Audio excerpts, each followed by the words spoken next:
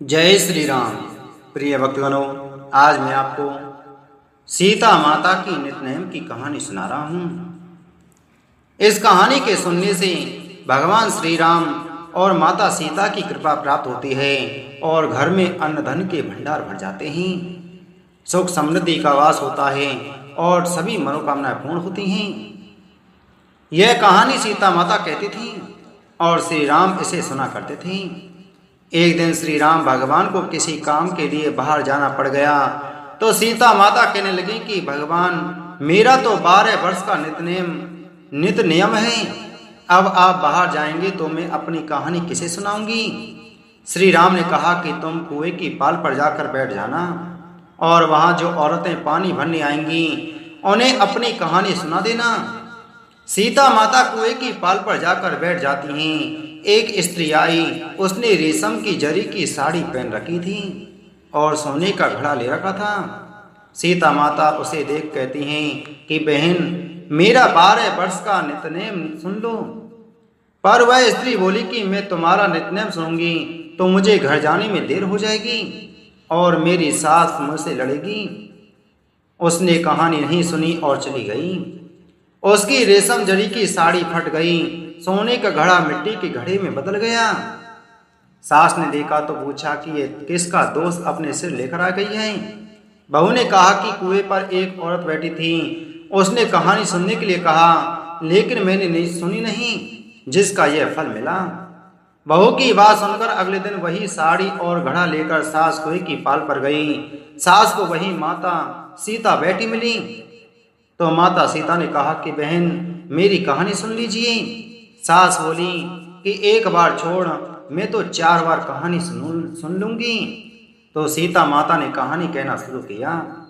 राम आए, लक्ष्मण आए, देश के पुजारी आए, नितनेम का नेम लाए, आओ राम बैठो राम, तपी रसोई जियो राम, माखन मिश्री खाओ राम, दूध बतासा पियो राम, सूत के पल का मोटो राम, साल दुसाला पोटो राम, साल दुसाला ओढ़ो राम, जब बोलू जब राम ही राम, राम सवारे सबके काम, खाली घर भंडार भरेंगे, सबका बेड़ा पार करेंगे, श्री राम जय जय राम।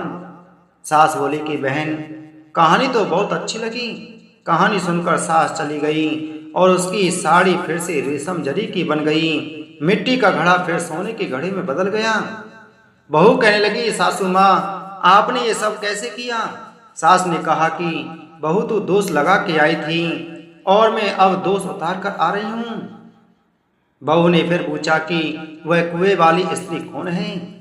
सास बोली कि वे सीता माता थीं, वे पुराने से नया कर देती हैं, खाली घर में भंडार भर देती हैं, वह लक्ष्मी जी का वास घर में कर देती हैं, आदमी की जो भी इच्छा हो उसे पूरा कर देती हैं। बहू बोली कि ऐसी कहानी मुझे भी सुना दो। सास बोली कि ठीक है, तुम भी सुनो और सास ने कहानी शुरू की। राम आए, लक्ष्मण आए, देश के पुजारी आए, नितनेम का नेम लाए, आओ राम बैठो राम, तपी रसोई जियो राम, माखन मिश्री खाओ राम, दूध बतासा पियो राम, सूत के पल का मोटो राम, साल दुसाला पोटो राम, साल दुसाला ओढ़ो राम, जब बोलू जब राम ही राम, राम सवारे सबके काम, खाली घर भंडार भरेंगे, सबका बेड़ा पार करेंगे, श्री राम जय जय राम। कहानी सुनकर बहू बोली कि कहानी तो बहुत अच्छी है। सास ने कहा कि ठीक है, इस कहानी को रोज कहा करेंगे। अब सास बहू रोज सवेरे उठती, नहाती धोती और पूजा करने के बाद नितनेम की सीता की कहानी कहती। एक दिन उनके यहाँ एक पड़ोस की औरत आई और बोली कि बहन, जरा सी आँच देना। तो वह बोली कि आँच तो अभी हमने जलाई ही नहीं। पड़ोसन ने कहा कि तुम सुबह 4 बजे से उठकर क्या कर रही हो। उन्होंने कहा कि हम सुबह उठकर हम पूजा पाठ करते हैं, फिर सीता माता की नितनेम की कहानी कहते हैं। पड़ोसन ने उनकी बात सुनकर फिर कहा कि सीता माता की कहानी कहने से तुम्हें क्या फल मिला। वे बोले कि इनकी कहानी कहने से घर में भंडार भर जाते हैं, सारे काम सिद्ध होते हैं, मन की इच्छा भी पूरी होती है। पड़ोसन कहती है कि बहन, ऐसी कहानी तो मुझे भी सुना दो फिर।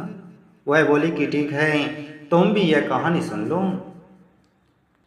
राम आए लक्ष्मण आए, देश के पुजारी आए, नितनेम का नेम लाए, आओ राम बैठो राम, तपी रसोई जियो राम, माखन मिश्री खाओ राम, दूध बतासा पियो राम, सूत के पलका मोटो राम, साल दुसाला पोटो राम, साल दुसाला ओढ़ो राम, जब बोलू जब राम ही राम, राम समारे सबके काम, खाली घर भंडार भरेंगे, सबका बेड़ा पार करेंगे, श्री राम जय जय राम।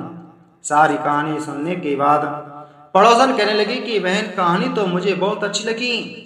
अब वह पड़ोसन भी नितनेम सीता माता की कहानी कहने लगी। कहानी कहने से सीता माता ने पड़ोसन के भी भंडार भर दिए। अब तो पूरे मोहल्ले में नितनेम की कथा चल पड़ी, हर किसी की मनोकामना पूरी होने लगी। हे सीता माता, जैसे आपने उनके भंडार भरे, वैसे ही आप हमारे भी भंडार भरना, कहानी सुनने वाले के भी और कहानी कहने वालों के भी भंडार भरना। बोलो सीता माता की जय।